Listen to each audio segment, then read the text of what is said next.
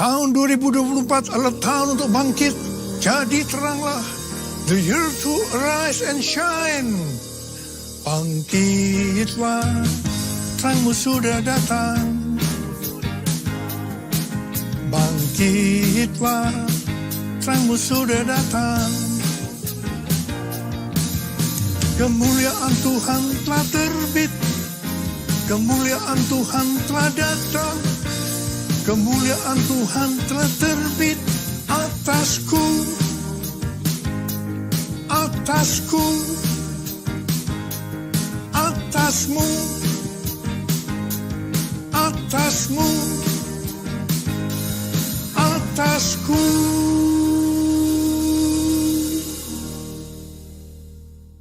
Menjadi terang itu artinya konsisten. Tidak kadang-kadang terang atau kadang-kadang gelap, tetapi harus terus-menerus menjadi terang. Karena itu seperti yang dituliskan dalam Imamat 6 ayat 12 dan 13, bahwa api di atas mezbah harus dijaga tetap menyala. Jangan sampai padam. Api yang dijaga supaya tidak padam adalah yang pertama, api Roh Kudus. Yang kedua, api kasih. Dan yang ketiga, api doa, pujian, dan penyembahan. Supaya api tidak sampai padam, maka harus memperhatikan hal-hal sebagai berikut. Yang pertama, senantiasa dalam kondisi penuh Roh Kudus. Yang kedua, harus dijaga dalam kondisi kasih yang semula. Dan yang ketiga, banyak sembahyang. Artinya, terus berada dalam hadirat Tuhan melalui doa, pujian, dan penyembahan. Dan taat terhadap perintah Tuhan. Hal yang kedua, menjadi terang artinya hidup berjaga-jaga. Seperti yang dituliskan dalam 1 Tesalonika 5 ayat 4-9. Bahwa kita adalah anak-anak terang dan anak-anak siang. Kita bukanlah orang-orang malam atau orang-orang kegelapan. Sebab itu baiklah kita jangan tidur seperti orang-orang lain. Tetapi berjaga-jaga dan sadar. Berbaju sirahkan iman dan kasih. Dan berketopongkan pengharapan keselamatan. Karena Allah tidak menetapkan kita untuk ditimpa murka. Tetapi untuk beroleh keselamatan melalui Tuhan kita, Yesus Kristus. Haleluya. Yang ketiga, menjadi terang artinya menjadi murid Tuhan Yesus. Judul perikop Matius 7, 12 sampai dengan 14 adalah jalan yang benar. Tuhan Yesus memberitahu kepada kita bagaimana masuk jalan yang benar. Matius 7 ayat 13 dan 14 berkata, masuklah melalui pintu yang sempit. Karena lebarlah pintu dan luaslah jalan yang menuju kepada kebinasaan. Dan banyak orang yang masuk melaluinya. Betapa sempitnya pintu dan sesaknya jalan yang menuju kepada kehidupan. Hanya sedikit orang yang mendapatinya. Hal yang sama juga ditulis dalam Lukas 13 ayat 23 dan 24. Seseorang berkata kepadanya, Tuhan, sedikit sajakah orang yang diselamatkan? Jawab Yesus kepada orang-orang di situ, berjuanglah untuk masuk melalui pintu yang sempit itu. Sebab aku berkata kepadamu, banyak orang akan berusaha untuk masuk, tetapi tidak akan dapat. Berbeda dengan pendapat beberapa pengkhotbah yang berkata bahwa diselamatkan merupakan hal yang paling mudah di dunia ini. Justru Tuhan Yesus mengajarkan bahwa kita tidak dapat mengharapkan mayoritas orang mengikutinya pada jalan yang menuju hidup, yaitu jalan yang benar tadi. Tuhan Yesus berkata, hanya sedikit orang yang diselamatkan. Hanya sedikit orang yang diselamatkan. Yang diselamatkan hanya orang-orang yang masuk melalui pintu pertobatan sejati dan menyangkal diri untuk mengikut Yesus serta benar-benar berusaha untuk mentaati perintahnya dan sungguh-sungguh mencari kerajaan Allah dan kebenarannya, serta bertahan sampai akhir dalam iman, kesucian, dan kasih sejati. Tuhan Yesus berkata bahwa kita harus berjuang untuk masuk melalui pintu yang sempit itu. Artinya sesuai dengan Filipi 2 ayat 12 yang berkata, karena itu tetaplah kerjakan keselamatanmu dengan takut dan gentar. Di sini tidak berlaku apa yang banyak didengungkan, bahwa sekali selamat tetap selamat. Memang keselamatan itu kita dapatkan karena kasih karunia Tuhan, bukan karena perbuatan baik kita. Ini harus kita responi dengan iman. Dalam mengerjakan keselamatan itu harus dengan takut dan gentar, berusaha sungguh-sungguh. Sekali lagi, ini bukan dengan kekuatan kita, tetapi dengan kuasa Roh Kudus. Karena kita mau dengan sungguh-sungguh untuk berjalan di jalan yang benar tadi. Menjadi murid Tuhan Yesus adalah mereka yang berjuang untuk masuk melalui pintu yang sempit itu. Tugas utama kita sebagai orang percaya adalah menyelesaikan amanat agung yang menjadikan semua bangsa sebagai murid Tuhan Yesus. Hanya murid yang bisa memuridkan. Karena itu kita harus menjadi murid Tuhan Yesus. Hanya murid yang masuk surga. Sekali lagi saya mau katakan, hanya murid yang masuk surga. Jesus, I believe in you. Jesus, I belong to you.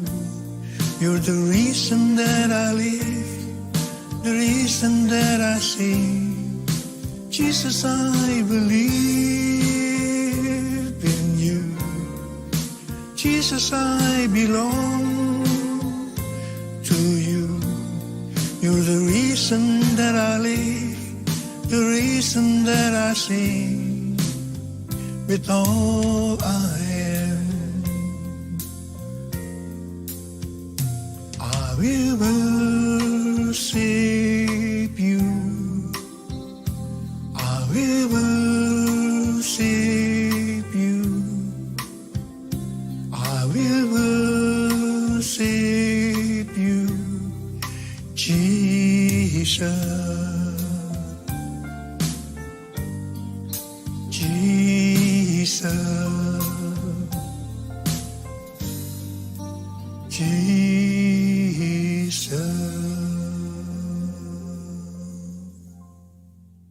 Menurut penelitian dari Barna Group pada tahun 2020 tentang anak-anak muda Kristen yang berusia 18 sampai dengan 35 tahun di Indonesia dan dunia, maka didapatkan data sebagai berikut. Yang pertama, bukan Kristen lagi. Di Indonesia 2%, dunia 21%. Yang kedua, Kristen tapi tidak ke gereja. Di Indonesia 15%, di dunia 37%. Yang ketiga, Kristen ke gereja minimal 1 kali setiap bulan tetapi bukan murid. Di Indonesia 64%, dunia 30%. Yang keempat, Kristen, murid yang tangguh, yang memenuhi 4 kriteria sebagai berikut. Yang pertama, rutin ke gereja dan memiliki komunitas di luar ibadah. Yang kedua, percaya teguh pada otoritas Alkitab. Yang ketiga, komitmen kepada Yesus secara pribadi, mengakui kematian dan kebangkitannya. Dan yang keempat, rindu imannya berdampak pada perkataan dan perbuatan. Itu di Indonesia 20%. Dan di dunia hanya 13%. Kalau melihat data-data ini, maka sebenarnya ini menjelaskan perumpamaan Tuhan Yesus tentang seorang penabur. Jadi waktu penabur itu menabur benih yang berbicara tentang firman Tuhan, maka ada 4 hal yang terjadi. Yang pertama, benih jatuh di pinggir jalan, lalu datanglah burung dan memakannya sampai habis. Ini berbicara tentang seseorang yang mendengar firman Tuhan, tetapi tidak mengerti. Maka datanglah iblis dan merampas yang ditebarkan dalam hati orang itu. Jadi, yang tadinya orang Kristen lalu bukan orang Kristen lagi. Dia sudah tidak ke gereja lagi. Yang kedua, benih yang jatuh di tanah yang berbatu-batu, yang tidak banyak tanahnya. Benih itu tumbuh tetapi tidak berakar. Waktu matahari bersinar, maka tanaman itu layu dan menjadi kering. Ini berbicara tentang orang yang mendengar firman dan menerimanya dengan gembira, namun tidak berakar dan tahan sebentar saja. Apabila datang penindasan atau penganiayaan karena firman itu, orang itu pun segera murtad. Ini yang disebutkan Kristen, tapi tidak ke gereja lagi. Hati-hati, orang seperti ini bisa murtad. Yang ketiga, benih jatuh di tengah semak duri. Lalu makin besarlah semak itu dan menghimpitnya sampai mati. Ini berbicara tentang orang yang mendengar firman, lalu kekhawatiran dunia, tipu daya kekayaan, dan kenikmatan hidup menghimpit firman itu sehingga tidak berbuah. Orang seperti ini ada di gereja, tetapi bukan seorang murid. Benih yang jatuh di tanah yang subur, ini yang keempat. Artinya, orang yang mendengar firman dan mengerti, karena itu ia berbuah. Ada yang 100 kali lipat, 60 kali lipat, 30 kali lipat. Dan mereka ini ada di gereja dan menjadi murid yang tangguh. Jadi, dari orang-orang yang pernah mendengar firman Tuhan dan masih ada di gereja, itu untuk data di Indonesia 64%. Bukan murid. Dan 20%-nya murid. Sedangkan data untuk dunia, 30%-nya bukan murid dan hanya 13%-nya murid. Data ini bukan hanya penting untuk diperhatikan, tetapi juga sesuatu yang genting. Di sini Tuhan Yesus mengingatkan yang menyebabkan seseorang tidak menjadi murid karena tidak berbuah. Mengapa? Yang pertama, karena kekhawatiran dunia. Yang kedua, tipu daya kekayaan. Yang ketiga, kenikmatan hidup. Semua ini adalah tipu daya si iblis. Sekali lagi saya mau katakan bahwa kita harus menjadi murid. Sebab hanya murid yang masuk surga. Saya mau katakan tidak mudah untuk menjadi murid Tuhan Yesus. Sekali lagi saya mau katakan tidak mudah untuk menjadi murid Tuhan Yesus.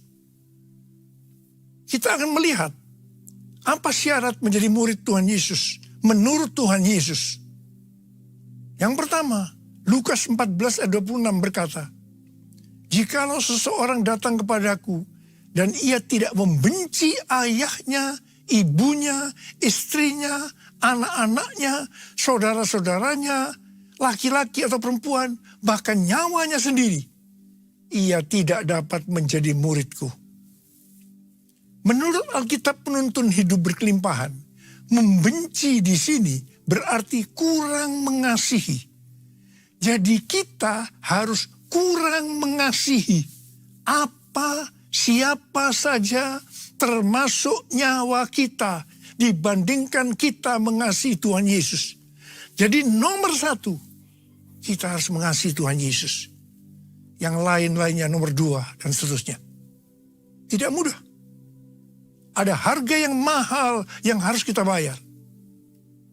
Yang kedua, Lukas 14 ayat 27.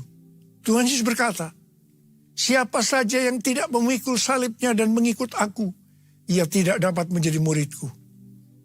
Memikul salibnya setiap hari berarti kita mengikuti Tuhan Yesus dengan pengorbanan. Pilihan antara menyangkal diri atau hidup menurut keinginan kita yang mementingkan diri sendiri harus dibuat setiap hari. Pilihan itu yang akan menentukan nasib akhir kita. Kita harus jadi tenang dengan memikul salib. Hal yang ketiga, Lukas 14 ayat 33. Tuhan Yesus berkata, demikian pula lah tiap-tiap orang di antara kamu yang tidak melepaskan dirinya dari segala miliknya tidak dapat menjadi muridku. Harga untuk menjadi murid sejati adalah mengorbankan semua hubungan dan harta milik, yaitu segala sesuatu yang kita miliki. Mungkin itu materi, keluarga, kehidupan, cita-cita, rencana, dan kepentingan kita sendiri. Ini tidak berarti bahwa kita harus membuang semua yang kita miliki. Tetapi segala yang kita miliki harus diserahkan untuk melayani Dia. Dan kita berada di bawah tuntunannya. Menjadi seperti Kau, Yesus. Menjadi seperti Kau, Yesus. Menjadi sempurna dalam seluruh hidupku. Menjadi seperti Kau, Yesus. Menjadi seperti Kau, Yesus. Menjadi sempurna dalam seluruh hidupku. Dalam seluruh hidupku. Menjadi terang itu artinya kita harus menjadi terang dunia. Sesuai dengan Matius 5 ayat 14 sampai dengan 16. Maka kita adalah terang dunia. Hendaknya terang kita bercahaya di depan semua orang. Supaya mereka melihat perbuatan kita yang baik. Dan memuliakan Bapa kita yang di sorga. Kalau mau menjadi terang, maka kita harus hidup berintegritas. Apa yang kita perkatakan, itu juga yang kita lakukan. Bukan rahasia lagi bahwa cukup banyak pendeta yang takut untuk memberikan pelajaran tentang kebenaran memberi persembahan uang dalam kemurahan hati. Saya tidak tahu alasannya mengapa takut. Tetapi akibatnya, baik pendeta itu maupun jemaatnya gagal untuk menerima berkat yang terbaik yang Tuhan sediakan. Sudah lebih dari 13 tahun, Tuhan berbicara kepada kita tentang persembahan sulung. Dari Amsal 3 ayat 9 dan 10 yang berkata, muliakanlah Tuhan dengan hartamu, dan dengan hasil pertama dari segala penghasilanmu. Maka lumbung-lumbungmu akan diisi penuh sampai melimpah-limpah. Dan bejana pemerahanmu akan meluap dengan air buah anggurnya. Sesuai dengan referensi dari catatan Amsal 3 ayat 9 dan 10 dari The Apologetic Study Bible. Dan catatan Alkitab Penuntun Hidup Berkelimpahan dari Life Application Study Bible, yaitu versi Injili. Maka yang dimaksudkan dengan persembahan sulung adalah hasil pertama yang merupakan hasil terbaik secara kualitas maupun kuantitas. Hasil pertama dari penghasilan atau gaji kita, bukan sisa-sisa. Persembahan sulung untuk tahun 2024 adalah seluruh penghasilan yang didapatkan pada bulan Januari 2024 yang diberikan pada bulan Februari 2024. Dalam Markus 12 ayat 41 sampai dengan 44, Tuhan Yesus sendiri yang menyinggung tentang memberikan persembahan dari seluruh penghasilan seorang janda miskin. Pada suatu kali, Yesus duduk menghadapi peti persembahan dan memperhatikan bagaimana orang memasukkan uang ke dalam peti itu. Banyak orang kaya memasukkan dalam jumlah yang besar. Lalu datanglah seorang janda yang miskin dan ia memasukkan 2 uang tembaga, yaitu uang receh terkecil. Yesus memanggil murid-muridnya dan berkata kepada mereka, "Sesungguhnya aku berkata kepadamu, janda miskin ini memberi lebih banyak daripada semua orang yang memasukkan uang ke dalam peti persembahan. Sebab mereka semua memberi dari kelimpahannya. Tetapi janda ini memberi dari kekurangannya. Semua yang dimilikinya, yaitu seluruh nafkahnya." Di sini Tuhan Yesus tidak melihat besarnya jumlah persembahan, tetapi berapa persen dari penghasilannya yang dipersembahkan. Meskipun jumlah persembahan janda miskin ini relatif kecil dibandingkan orang kaya tadi, tetapi Tuhan Yesus berkata bahwa janda miskin ini memberikan lebih banyak dibandingkan semua orang kaya tadi. Mengapa? Karena persembahan yang diberikan janda miskin itu adalah seluruh nafkahnya, yaitu seluruh yang dia miliki. Persembahan sulung merupakan tolok ukur yang valid untuk menguji apakah kita memberi dalam kemurahan hati. Persembahan sulung diberikan dengan kerelaan hati dan ucapan syukur, bukan karena paksaan. Sekali lagi saya mengatakan, bukan karena paksaan. Amsal 11 ayat 24 dan 25 berkata, "Ada yang gemar memberi, tetapi bertambah kaya. Ada yang menghemat secara berlebihan, namun selalu berkekurangan. Siapa banyak memberi berkat, diberi kelimpahan. Siapa memberi minum, ia sendiri akan diberi minum." Sebagai bapak rohani dan hamba Tuhan, selama 13 tahun ini, saya bukan hanya mengajarkan tentang persembahan sulung, tetapi juga melakukannya. Tema khotbah untuk bulan Februari tahun 2024 ini adalah kita harus menjadi murid Tuhan Yesus. Ada berapa banyak di antara saudara yang berkata, "Tuhan, saya mau menjadi murid Tuhan Yesus. Saya mau menjadi murid-Mu ya Tuhan Yesus." Angkat tangan.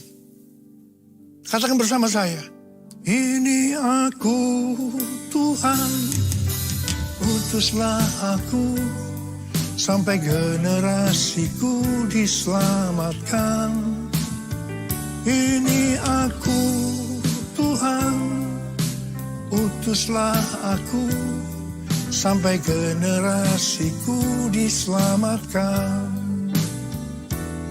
Sampai generasiku diselamatkan." Sekali lagi katakan, sampai generasiku diselamatkan. Mari kita angkat tangan kita.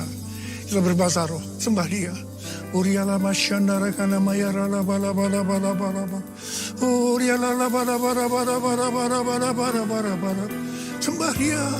Berbahasa roh, berbahasa roh, berbahasa roh. Uriala kana mayara la bala bala bala bala bala bala bala bala. Urada bala bala. Tuhan, urapi kami semua. Urapi Tuhan anak-anak-Mu yang sedang mengangkat tangan mereka. Mereka berjanji saat ini Tuhan, kami mau menjadi murid Tuhan Yesus. Kami mau menjadi murid Tuhan Yesus. Terima pengurapan Tuhan, terima. Terima kasih Tuhan, terima kasih. Dalam nama Yesus, dalam nama Yesus. Kau melihat anak-anak-Mu Tuhan yang sedang mengangkat tangan mereka. Bapa, jamah kami, jamah anak-anak-Mu, jamah anak-anak-Mu ya Tuhan. Saat ini Kau sedang menyembuhkan yang sakit, sedang membebaskan yang terikat, sedang menghibur yang susah, sedang menguatkan yang lemah, sedang memberikan pengharapan-pengharapan yang baru bagi yang keadaan putus asa. Tuhan, terima kasih. Terima kasih Tuhan. Oh Tuhan, terima kesembuhan, terima kesembuhan, terima. Terima kasih Abah, terima kasih, terima kasih. Terima kasih Yesusku, terima kasih Yesusku. Puji syukur hanya bagi Tuhanku. Terima kasih Yesusku. Mari kita Terima berdiri untuk kasih berkat Yesusku. Tuhan. Let all stand and we can Puji receive the syukur blessings from the Lord. hanya bagi Tuhanku. Terima kasih Yesusku, terima kasih Yesusku. Puji syukur hanya bagi Tuhanku. Terima kasih Yesusku, terima kasih Yesusku. Puji syukur hanya bagi Tuhanku. Puji syukur hanya bagi Tuhanku. Puji syukur hanya bagi Tuhanku.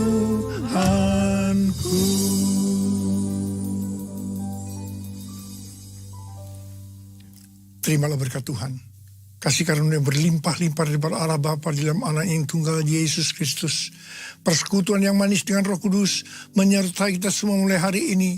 Sampai Tuhan Yesus datang menjemput kita di awan-awan dan bahkan sampai selama-lamanya. Yang percaya bersama-sama katakan, Amin. Haleluya. Haleluya.